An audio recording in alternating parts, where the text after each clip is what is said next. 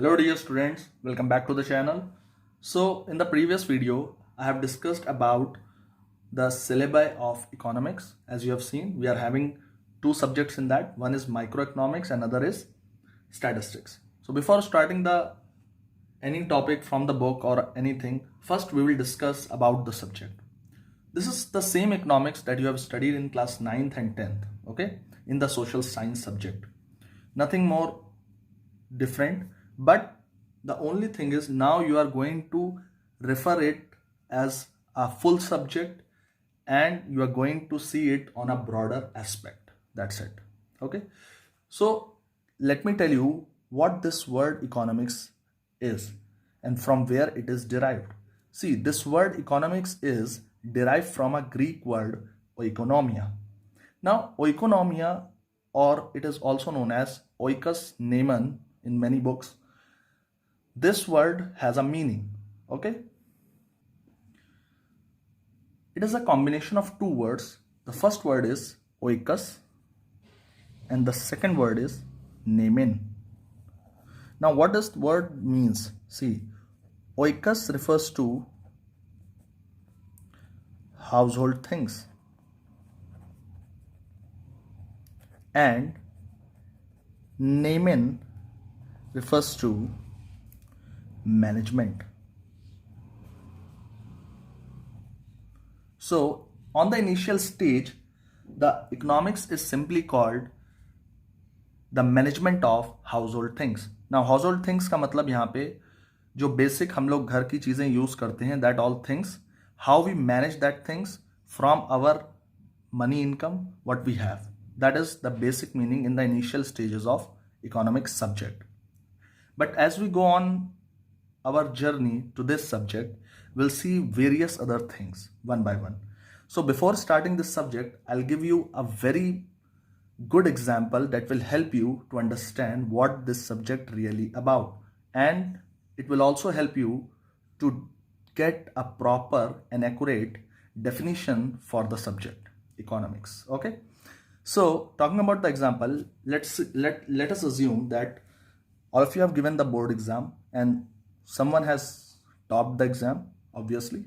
So the person who has topped the exam, he got a good gift from the parents. For example, he get a sum of rupees 2000.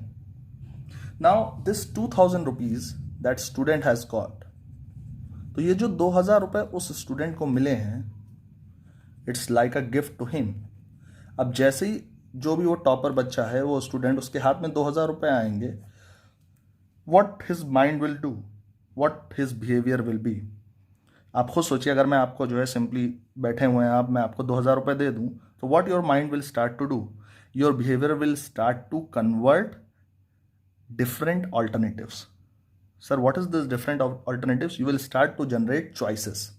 जैसे ही 2000 रुपये मिले, आप सोचेंगे यार इसमें से 500 रुपये की तो मैं पार्टी दे दूंगा, इसी तरीके से मैं क्लॉथ्स खरीदूंगा, इसी तरीके से मैं मूवी देखूंगा, इसी तरीके से मैं गाड़ी है, बाइक है, उसमें पेट्रोल डलवाऊंगा, इसी तरीके से मैं और भी बहुत सारे काम हैं, शूज़ खरीदूंगा, ठीक, इसी तरीके से मैं जो है वो कहीं घूमने चला जाऊंगा या वॉचेस खरीद लूँगा, वॉच खरीद लूँगा, ठीक. ये बहुत सारे अल्टरनेटिव्स हैं जो आपके दिमाग में आ सकते हैं, ठीक. अब ये जो अल्टरनेटिव्स आपके दिमाग में आते हैं, these are different choices, these are called choices, ठीक.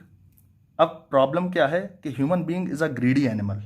ये डार्विन की थ्योरी थी बेसिक, कि जब भी ह्यूमन बीइंग को कोई भी चीज़ मिलती, ही demands for more.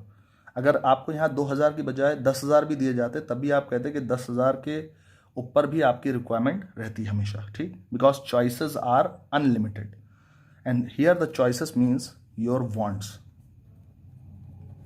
So you have unlimited wants, always remember, ठीक. Wants are unlimited. और आपके पास जो रिसोर्स है, ये रिसोर्स है आपका. रिसोर्स मतलब जिसके थ्रू आप इन सारी वांट्स को, इन सारी चॉइसेस को फिलअप करेंगे, दैट इज योर रिसोर्स. जो प्राइमरी थिंग है which will be used to tackle all these choices. अब 2000 रुपए हैं और चॉइसेस इतनी सारी हैं, ठीक, और भी बहुत सारी चॉइसेस हैं, because you don't have limitation over thinking. When you get some resource, the mind start to develop different different choices always. Okay, अब वो जितनी भी n नंबर ऑफ चॉइसेस हैं उस पर आपको इन 2000 रुपीज़ को अलोकेट करना है, ठीक. अगर आप इन 2000 रुपीज़ को एलोकेट करते हैं इन सारी चॉइसेस पे, जैसे मैंने कहा 500 रुपये पार्टी पे दे दिए, 200 रुपये के कपड़े खरीद दो, सॉरी 200 रुपये, will take it for more, 800 rupees आपने क्लोथ्स पे खर्च कर दिए, 500 रुपीज़ वॉच पे दे दिया, ठीक. इसी तरीके से पेट्रोल डलवा लिया ₹200 का, ठीक है. तो अगर आप देखें तो total will be 2000 is over. Still you have a choice of seeing a movie, still you have a choice of buying shoes, and many other choices you must be having. So what you are doing, you are allocating this 2000 rupees over different choices. और जो आपकी choices हैं, जो आपकी wants हैं, those are unlimited. So this is what economics is. यहाँ पे क्या आप कर रहे हैं, यहाँ पे आप simply एक स्टूडेंट के बिहेवियर को स्टडी कर रहे हैं कि कैसे वो स्टूडेंट अपने जो लिमिटेड रिसोर्स है, रिसोर्सेस क्या है, लिमिटेड, इस लिमिटेड रिसोर्स को अलोकेट कर रहा है अपनी 1000 चॉइसेस के ऊपर जो उसके पास है. n नंबर ऑफ चॉइसेस जो है, अनलिमिटेड वांट्स जो है उसकी, उस पर वो कैसे अलोकेट कर रहा है. This is called economics. Sir और एक और एग्जांपल दे दीजिए और क्लियर हो जाएगा. So I will give you one more. इसी तरीके से कोई कंट्री है जैसे इंडिया. अब इंडिया के पास भी जो रिसोर्स है वो क्या है, लिमिटेड रिसोर्स है. और उस लिमिटेड रिसोर्स को देखिए कितनी सारी इंडिया के पास चॉइसेस होती हैं, ठीक. यानी पावर्टी के लिए भी अलोकेट करना है, ठीक, और इंफ्रास्ट्रक्चर के लिए भी अलोकेट करना है, एम्प्लॉयमेंट के लिए भी अलोकेट करना है, ठीक. इसी तरीके से बहुत सारी चीज़ें जिस पे जो है कंट्री को अलोकेशन करना है, लेकिन रिसोर्स क्या है, लिमिटेड. और कंट्री में जितने लोग हैं उन सबको सोशल वेलफेयर प्रोवाइड करनी. तो वांट्स क्या है, अनलिमिटेड सिंपली. तो अनलिमिटेड वांट्स को आपको अलोकेट करना है. अब अनलिमिटेड वांट्स पे लिमिटेड रिसोर्सेस को अलोकेट करना ही इकोनॉमिक्स कहलाता है simply. So what conclusion we get is, तो बेसिक डेफिनेशन आपको मिली कि economics is simply the relation between limited resource and unlimited wants. Okay, if you are able to allocate limited resource over unlimited wants, you are in the field of economics. Simple as that. I hope this example is make things very clear for you. Okay, now here many things you have seen. One more definition can be, what I am doing, I am studying the behavior of this student. मैं student का behavior study कर रहा हूँ कि अगर उसको 2000 रुपये as a resource मिला तो वो कैसे रिएक्ट कर रहा है, कैसे वो उस 2000 को यूज कर रहा है. That means I am also judging his behaviour. तो ये भी एक डेफिनेशन बन सकती है कि that economics is the study of human behaviour simply. तो एक और पॉसिबल डेफिनेशन ये निकल सकती है कि economics is study of human behaviour. Okay, इसी तरीके से अगर मैं यहाँ पे और बात करूँ आगे और डिटेल में, तो यू कैन सी कि वो लिमिटेड रिसोर्सेज को अनलिमिटेड चॉइसेस पे कर रहा है, ठीक. अब क्योंकि एक स्टूडेंट के पास बहुत सारी चॉइसेस हैं, तो उन बहुत सारी चॉइसेस में उसके पास एक प्रॉब्लम जनरेट होगी, that is called problem of choice, ठीक. तो एक वर्ड आपको यहाँ पे मिला, what will be the condition with that student, उसके पास होगी प्रॉब्लम ऑफ चॉइस. प्रॉब्लम तो होगी क्योंकि उसके पास बहुत सारी रिक्वायरमेंट्स हैं, बहुत सारी वांट्स हैं, n नंबर ऑफ वांट्स, और उन सारी वांट्स को वो पूरा करना चाहता है, लेकिन रिसोर्स क्या है, लिमिटेड. तो प्रॉब्लम यही है, that is why it is called problem of choice. So one thing more you have got, that economics also deals with problem of choice. Okay, अच्छा, इतनी बातें तो क्लियर हो गई सर. अब इसके आगे जो है मैं आपको ये बताना चाह रहा हूं कि वो क्या करे. उसके रिसोर्स तो लिमिट है, चॉइसेस अनलिमिटेड है, तो सर उसके पास एक ऑप्शन है, वो रिसोर्सेस को अलोकेट करेगा.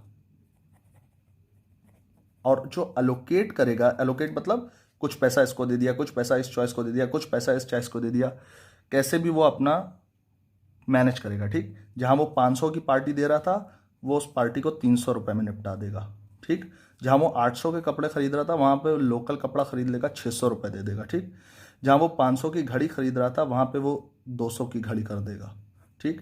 जहाँ वो पेट्रोल 200 का डलवा रहा था वहाँ पे वो 100 रुपये का डलवा लेगा, ठीक। तो now you see 600, 300, 900, 9 into 1100, 1100 1, 1200, still he is having 800 rupees left. अब वो ईजिली शूज़ की रिक्वायरमेंट, मूवी की रिक्वायरमेंट पूरी कर सकता है कि नहीं? So what he has done, he has allocated that resource, ठीक, ओवर हिज अनलिमिटेड वांट्स, ठीक। तो this allocation he has done rationally. तो एलोकेट रेशनली का मतलब होता है समझदारी से, ठीक। तो उसने 2000 रुपये को समझदारी से सारी चॉइसेस पे, सारी वांट्स पे एलोकेट कर दिया। That means he is now into the business of economics, और he is now into the subject of economics. What the student is doing. So sir ये तो हम सब करते हैं, तो हम सभी करते हैं, हमारे फादर करते हैं, सब लोग करते हैं। भाई कैसे हमारे फादर करते हैं? आपके फादर को एक इनकम मिलती है, फॉर एग्जाम्पल किसी के फादर जॉब करते हैं या बिजनेस करते हैं, तो एक पर्टिकुलर इनकम ही तो है। Resource is always limited, remember. आपके फादर की 20,000 इनकम है फॉर एग्जाम्पल, तो अब आपके फादर को अगर 20,000 रुपीज़ मिलता है तो वो रिसोर्स लिमिटेड है, लेकिन आपके फादर के पास वांट्स अनलिमिटेड है। कुछ वांट्स प्रायोरिटी वांट्स हैं, जैसे आपकी स्टडी एक प्रायोरिटी वांट है, घर का सारा सामान लाना ये एक प्रायोरिटी वांट है, ठीक। इसी तरीके से कपड़े आप लोग के, ये भी एक प्रायोरिटी वांट है। उसके बाद फादर की अपनी चॉइसेस हैं, वो भी एक प्रायोरिटी वांट है, ठीक। अब वो उसको पूरी करता है नहीं करता, ये तो एक सोशल प्रोस्पेक्ट हो गया, लेकिन अगर रियलिटी देखा जाए तो बहुत सारी चॉइसेस हैं उस आपके फादर के पास, लेकिन फादर की सैलरी कितनी है? ओनली 20,000। तो फादर क्या करते हैं? फादर एलोकेशन करते हैं, ठीक। जैसे आप कभी कभी जिद करते हो, नहीं फादर से अपने जिद करते हो, नहीं मुझे साइकिल चाहिए, अब किसी भी हाल में बाइक चाहिए। अब फॉर एग्जांपल आजकल लड़के बाइक लेते हैं, सर 10th कर लेंगे पापा तो बाइक चाहिए। अब वो बाइक लेने के लिए उस लिमिटेड सैलरी से फादर को मैनेज करना पड़ेगा कि नहीं करना पड़ेगा? तो again your father is also involve in this subject economics. So every person is doing this economics, that means, और he is managing the limited resource over unlimited wants simply, and every person is faced by one problem, that is problem of choice. तो एक चीज और कह सकते हैं कि economics जो है वो हमें क्या सिखाता है? Economics tells us about rational management of resources. ये भी एक बात सिखाता है इकोनॉमिक्स, ठीक। तो कई सारी बातें हम जान गए। अच्छा, दूसरी चीज, रिसोर्सेस क्या है? ये हमेशा लिमिटेड है, और लिमिटेड वर्ड के लिए हम एक और वर्ड यूज करते हैं जिसको हम कहते हैं स्केयर्स। स्कैरसिटी वर्ड सुना होगा आपने। स्कैरसिटी मतलब कमी किसी चीज की, तो रिसोर्सेस कम है तो हम रिसोर्सेस को स्केयर्स भी कहते हैं। तो एक और वर्ड मिला कि रिसोर्सेस आर, एक और पॉइंट, स्केयर। तो इतनी चीजें हमने जाना एक एग्जाम्पल के थ्रू, ठीक है, कि ये सारी बातें हैं जिसके थ्रू हमें ये पता चलता है कि इकोनॉमिक्स एक्चुअल में है क्या, ठीक। अभी बाद में और भी चीजें आएंगी धीरे धीरे सामने, लेकिन till now we have got this much thing, ठीक है। अच्छा सर, अब ये तो डेफिनेशन, ये चीजें तो, ये पॉइंट्स तो हमने डिराइव किए अपने एग्जाम्पल से। पॉइंट नंबर 1, 2, 3, 4, 5 पॉइंट्स हमने डिराइव कर लिए, ठीक। इन 5 पॉइंट्स को लेकर मैं एक डेफिनेशन भी ड्रॉ करूंगा, ठीक है। But first let me tell you more about the history of economics. So talking about the history of economics, the economics subject और the initial research on economics subject was done by Mr. Adam Smith. Sir, who is Adam Smith? I'll tell you. So, as you can see, Adam Smith is basically known as father of economics, first thing, okay?